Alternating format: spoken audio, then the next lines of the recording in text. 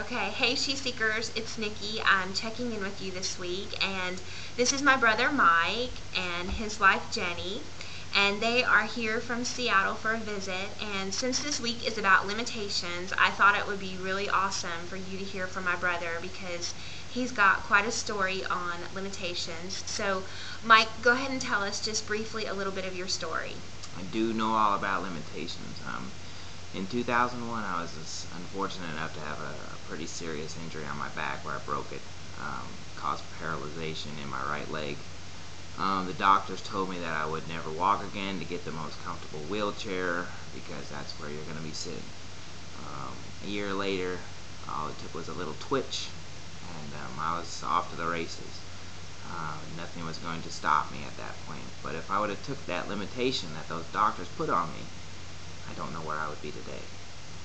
So what would you say was the biggest turning point for you to push through those limitations?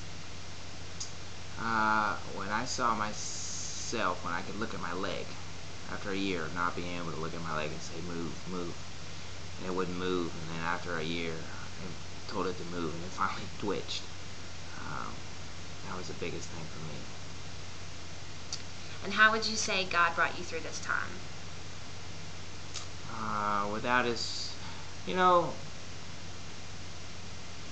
has a big plan for me. He's never ever turned his back on me as many times as I've turned my back on him. It's something that I've never forgotten, is that he's always there. And without him, I wouldn't be where I'm at today either. And that's probably the number one biggest thing. The biggest reason why I am where I am today. Awesome. So would you tell the She Seeks audience some of the labels that you have on yourself now that you've pushed through your limitations? Like, what are some of the words that you would use to describe yourself now? Go-getter, achiever,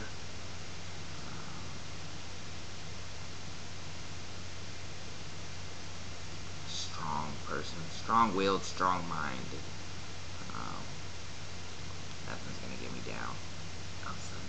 What would you tell one person who's watching today who feels like they have limits on themselves? What would be the one thing that you would tell them to push through? What would be your advice?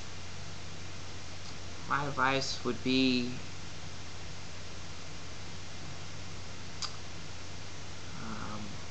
you're the only one who ultimately has limitations on yourself.